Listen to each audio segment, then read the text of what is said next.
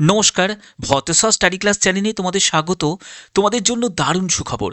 বন দপ্তরে নতুন নিয়োগ 2025, যেখানে তোমাদের শূন্যপদ 2856 শূন্যপদে সম্পূর্ণ পার্মানেন্টভাবে নিয়োগ করা হচ্ছে।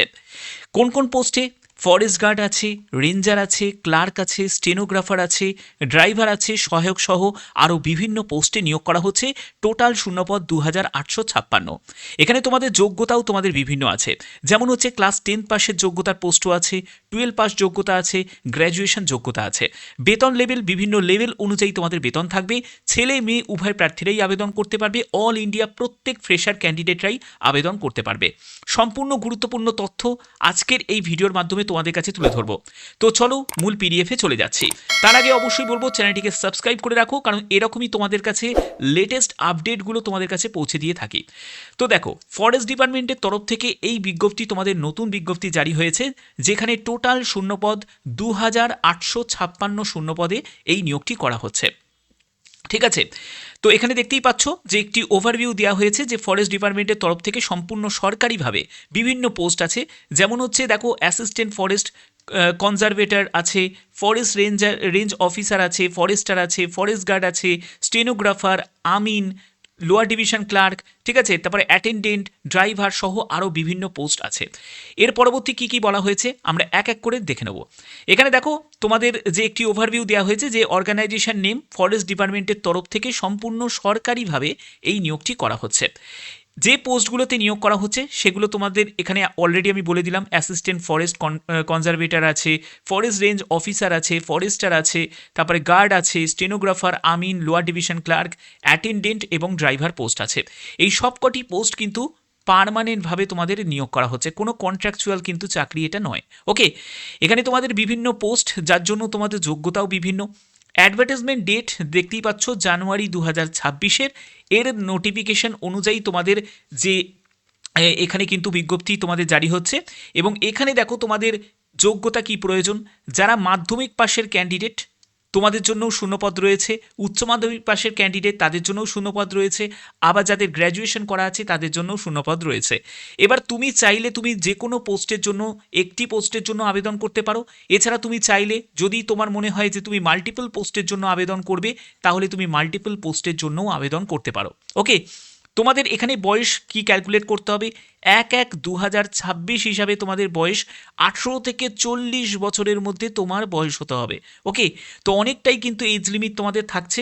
ওবিসি যারা ক্যান্ডিডেট তাদের বয়সে 3 বছর ছাড়, এসসি এসটি যারা ক্যান্ডিডেট তাদের বয়সে 5 বছর ছাড়।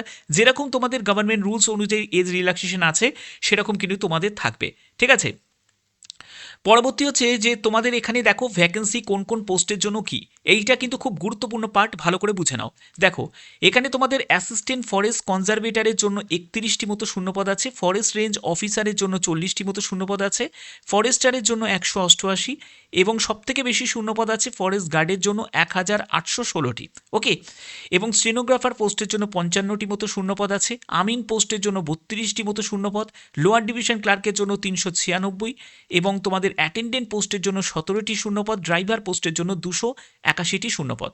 এবার কোন পোস্টের জন্য কি কি শিক্ষাগত যোগ্যতা সেই ব্যাপারে যদি তোমরা জানতে চাও, তোমাদের বলে দিই। ফরেস্ট গার্ড পোস্টের জন্য উচ্চ মাধ্যমিক যোগ্যতা যদি তোমার থাকে, তাহলে তুমি ফরেস্ট গার্ড পোস্টের জন্য আবেদন করতে পারবে। ফরেস্ট রেঞ্জ অফিসারের জন্য অবশ্যই তোমাদের গ্র্যাজুয়েশন যোগ্যতা প্রয়োজন আছে। তারপরে দেখো, এই যে অ্যাসিস্ট্যান্ট ফরেস্ট কনজারভেটর এই পোস্টের জন্য তোমাদের গ্র্যাজুয়েশন যোগ্যতা আছে, যোগ্যতা দরকার আছে। তারপরে দেখো, এই যে লোয়ার ডিভিশন ক্লার্ক, এখানে উচ্চ মাধ্যমিক পাস যোগ্যতা থাকলে আবেদন করতে পারবে। অ্যাটেন্ডেন্ট যে পোস্ট, এই পোস্টের জন্য 10th পাস যোগ্যতার যারা ক্যান্ডিডেট তারা আবেদন করতে পারবে। ড্রাইভার পোস্টের জন্য অবশ্যই তোমাদের 10th পাস যোগ্যতা থাকলে তোমরা আবেদন করতে পারবে, সঙ্গে তোমাদের ড্রাইভিং লাইসেন্স কিন্তু তোমাদের থাকতে হবে। ওকে, এই হচ্ছে তোমাদের যোগ্যতার ব্যাপারটা বললাম। তারপরে দেখো, স্টেনোগ্রাফার পোস্টের জন্য তোমাদের উচ্চ মাধ্যমিক পাস, সঙ্গে তোমাদের স্টেনোগ্রাফির ব্যাপারে নলেজ থাকতে হবে। যারা ফরেস্টার পোস্টের জন্য আবেদন করবে, সেখানেও তোমাদের উচ্চ মাধ্যমিক পাস যোগ্যতার প্রয়োজন আছে।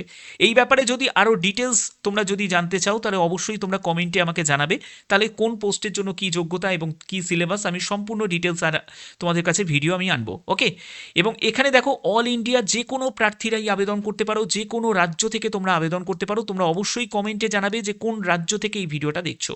যারা ওয়েস্ট বেঙ্গল থেকে তারা WB টাইপ করবে, যারা ত্রিপুরা থেকে দেখছো তারা TRP টাইপ করবে, যারা আসাম থেকে দেখছো তারা ASM টাইপ করবে, যারা ঝাড়খণ্ড থেকে তারা JKD টাইপ করবে, যারা আদার স্টেট থেকে দেখছো তোমার স্টেটের নাম অবশ্যই তোমরা প্রত্যেকে কমেন্টে জানাবে। ক্লিয়ার? এছাড়া দেখো তোমাদের মেল ফিমেল বোথ ক্যান্ডিডেটই আবেদন করতে পারছে। এই যে সবকটি পোস্ট, এখানে ড্রাইভার পোস্টটা বাদ দিয়ে প্রত্যেকটা পোস্টের জন্য মেল ফিমেল বোথ ক্যান্ডিডেটই আবেদন করতে পারবে। শুধু ড্রাইভার পোস্টের জন্য যারা মেল ক্যান্ডিডেট তারাই আবেদন করতে পারে। ঠিক আছে, আচ্ছা এবার দেখে নাও যে তোমাদের কোন পোস্টের জন্য কত কি বেতন থাকবে। এখানে বেতনের ব্যাপারটা সম্পূর্ণ লেভেল অনুযায়ী তোমাদের বেতন থাকবে, অর্থাৎ লেভেল 1 থেকে শুরু করে লেভেল 8 পর্যন্ত বিভিন্ন পোস্ট আছে, যার জন্য তোমাদের বিভিন্ন রকম টাইপের তোমাদের বেতন থাকবে। এখানে তোমাদের আবেদন মূল্যের ক্ষেত্রে বলতে গেলে জেনারেল, OBC, EWS যারা ক্যান্ডিডেট তাদের 100 টাকা আবেদন মূল্য লাগবে। যারা SC ST ফিজিক্যাল হ্যান্ডিক্যাপ্ট আছো তাদের ক্ষেত্রে কোনো আবেদন মূল্য কিন্তু লাগছে না। এবং তোমাদের এখানে পরবর্তী যেটি বলা হয়েছে সেটা হচ্ছে তোমাদের এখানে সিলেকশন প্রসেসের ক্ষেত্রে তোমাদের প্রথমে একটি রিটিন এক্সাম হবে। রিটিন এক্সাম কমপ্লিট করার পরে তারপরে যারা যোগ্য প্রার্থী তাদেরকে ফিজিক্যাল টেস্টের জন্য ডাকা হবে। এখানে যারা মেল ক্যান্ডিডেট তাদের হচ্ছে 25 কিলোমিটার হাঁটতে হবে, 4 ঘন্টা তোমাদের সময় নেবে। এবং তোমাদের যারা ফিমেল ক্যান্ডিডেট তাদের 14 কিলোমিটার হাঁটতে হবে, 4 ঘন্টা সময়। ঠিক আছে, তারপরে হচ্ছে তোমাদের ডকুমেন্ট ভেরিফিকেশন হবে। এরপরে হচ্ছে ফিজিক্যাল স্ট্যান্ডার্ড টেস্ট। এবার ফিজিক্যাল স্ট্যান্ডার্ড টেস্টের মধ্যে 152 সেন্টিমিটার হচ্ছে SC আর ST ক্যান্ডিডেটদের, এবং আদার যেসব ক্যান্ডিডেট আছো তাদের 163 সেন্টিমিটার। আদার ক্যান্ডিডেট বলতে গেলে যারা জেনারেল, যারা EWS, যারা OBC, এইসব প্রার্থীদের 163 সেন্টিমিটার হচ্ছে হাইট হতে হবে। চেস্টের ব্যাপারে বলে রাখি, এই যে চেস্টের মাপঝোপটা এটা কিন্তু শুধুমাত্র যারা মেল ক্যান্ডিডেট তাদের ক্ষেত্রেই হবে। তোমাদের নর্মাল অবস্থায় 79 সেন্টিমিটার এবং তোমাদের চেস্ট এক্সপেনশন করতে হবে 5 সেন্টিমিটার, অর্থাৎ 84 সেন্টিমিটার তোমাদের চেস্টের ফুলিয়ে আনতে হবে। ঠিক আছে, এর পরবর্তী হচ্ছে তোমাদের কি কি ডকুমেন্টস রিকোয়ার্ড আছে। আবেদন করার সময় মাথায় রাখবে, যখন তুমি অনলাইন আবেদন করছো তো এখানে আবেদন করার সময় তোমাদের ফটো, সিগনেচার, অবশ্যই তোমাদের কালার ব্যাকগ্রাউন্ড তোমাদের থাকবে, এবং তোমাদের এখানে এডুকেশনাল সার্টিফিকেট, তুমি যে পোস্টের জন্য আবেদন করছো সেই পোস্টের যা যোগ্যতা থেকে শুরু করে সম্পূর্ণ তোমাদের সার্টিফিকেট, মার্কশিট, এগুলো কিন্তু তোমাদের প্রয়োজন হচ্ছে। এরপরে হচ্ছে কাস্ট সার্টিফিকেট, তুমি যদি SC ST, OBC, EWS এগুলো থেকে বিলং করে থাকো তাহলে তোমাদের তার জন্য প্রয়োজনীয় সার্টিফিকেট দিতে হবে। আধার কার্ড তোমাদের প্রয়োজন আছে আইডি প্রুফ হিসাবে। যদি আধার কার্ড না থাকে যে কোনো একটি গভর্নমেন্ট আইডি প্রুফ হলেও কিন্তু হয়ে যাবে। ওকে, এবার দেখো তোমাদের আবেদন করার জন্য অফিসিয়াল ওয়েবসাইটে ভিজিট করবে, সেখান থেকে তোমরা ফরেস্ট ডিপার্টমেন্টের রিক্রুটমেন্ট অপশানটা তোমরা পাবে। সেখান থেকে তোমার সম্পূর্ণ ডিটেলস তোমাদের ভরিয়ে নিতে হবে। ডিটেলস ভরিয়ে মানে তোমার সম্পূর্ণ যোগ্যতা থেকে শুরু করে তোমার অ্যাড্রেস, তোমার প্রত্যেকটি তথ্য তোমাদের এখানে দিতে হবে, দিয়ে তোমাদের আবেদনটা করতে হবে। আবেদন করার পরে তোমাদের আবেদন মূল্য জমা দিতে হবে। আবেদন মূল্য জমা দেওয়ার পরেই তোমরা ফাইনালি তোমরা সাবমিট করতে পারবে। সাবমিট করার পরে তার যে প্রিন্ট আউটটা, যে স্ট্যাটাসের যে প্রিন্ট আউটটা, সেটা অবশ্যই তোমরা প্রিন্ট করে রেখে দেবে ফিউচার রেফারেন্সের জন্য। ঠিক আছে, এবং এখানে তোমাদের আবেদন এবং আবেদনের যে নোটিফিকেশন সেটা তোমরা পেয়ে যাবে। এবার কত তারিখ থেকে তোমাদের আবেদন, তার জন্য দেখো যে একটি নামকরা সংবাদপত্রে কিন্তু এই ব্যাপারটা ক্লিয়ার করে দিয়েছে।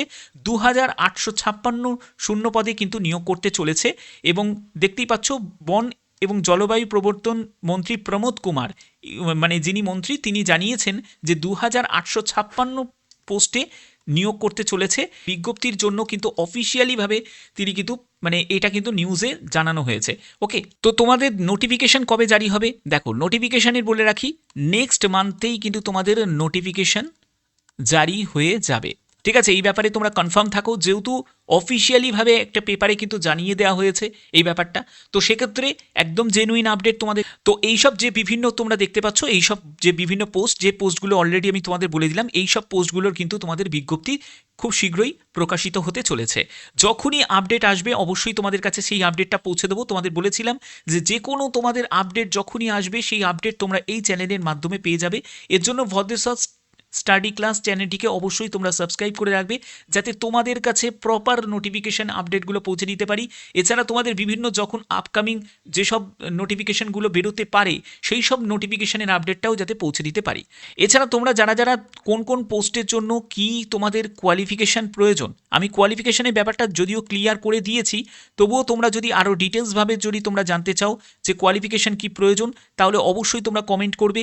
এছাড়া তোমাদের এখানে সিলেবাস কি থাকবে, সিলেবাস রিগার্ডিং যদি তোমরা ইনফরমেশান পেতে চাও, সেটাও কিন্তু তোমরা প্রত্যেকে যারা যারা ইন্টারেস্টেড আছো তারা প্রত্যেকে কিন্তু কমেন্টে জানাবে। ঠিক আছে, আশা করি এই ভিডিওর মাধ্যমে সম্পূর্ণ ব্যাপারটা তোমাদের কাছে ক্লিয়ার করলাম।